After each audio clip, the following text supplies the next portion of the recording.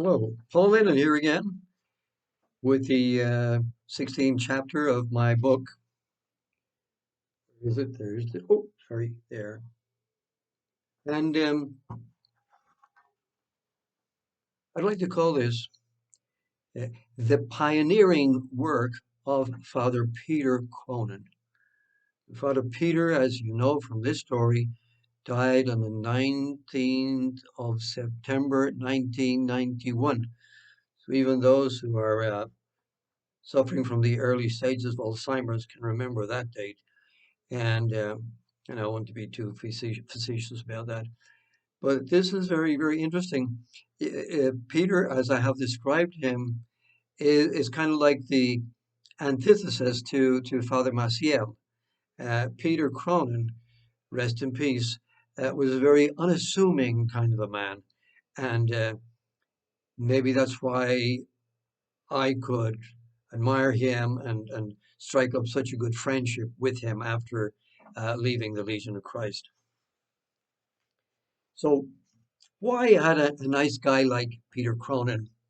Why did he leave the Legion? I mean, Peter was a fervent priest.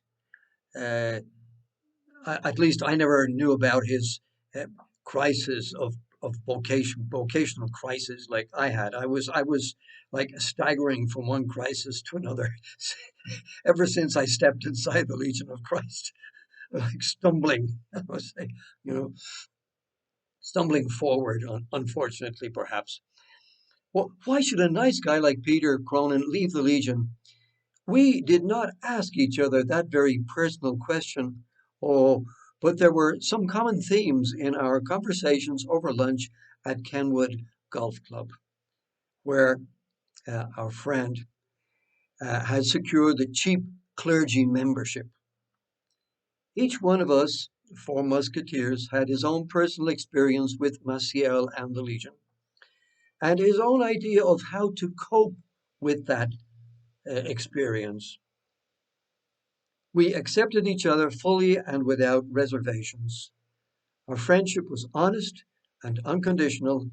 I was not aware of that time how much Peter had given to had much how much thought, Peter had given to his departure from the Legion. As I say, Peter was a thinking person, where I was more of an emotional person, even though I was not bereft of thought, thank goodness. But he was a pensive type, a reasonable person. When I left the active ministry in 1989, I had my companion's acceptance and support, and we continued to meet and have good times together. It wasn't as easy as before because our lifestyles and situations were diverging. I was making my way in the world for the first time, free on weekends, while they were off on weekdays and busy on weekends. As priests, my friends were better off financially than the struggling, newly laicized nobody. I had no inheritance and no severance pay from the Legion. Peter was good at keeping in touch, and he showed real brotherly concern for me. Every year, he would give me these wonderful presents of Irish crystalware and other household items, as if encouraging me to settle down and get married, which I did not do for the longest of times. I want to just remark that I went through the whole process of being single for several years, like this forgotten adolescence, this truncated adolescence of entering the Legion so early in life, and that whole life stage we would call it, had been eclipsed. And now at 41, etc., I was like an adolescent having to explore life on my own, stand on my own 2 feet, and gather personal experience. At times, he invited me down to Myrtle Beach at a parishioner's condo where he had when he had a few days, so we could relax together walking along the sands. I didn't realize how much he cared for me until after his death and found that he had bequeathed a number of personal valuables to me. We never know, friends, how important our friendships are and need how needy we are of each other. Uh, how we need that companionship, that support, that kindness, that acceptance, that company. On one of our beach retreats in 1992, I think, he revealed his plans for Network, and I encouraged him to launch it. This effort would much later become Regain, which is kind of has been for decades my hobby horse or my way of trying to help the public become aware of the true nature of the Legion of Christ and Regnum Christi movement. In the beginning was Network. Page 395, I'm reading from my autobiography.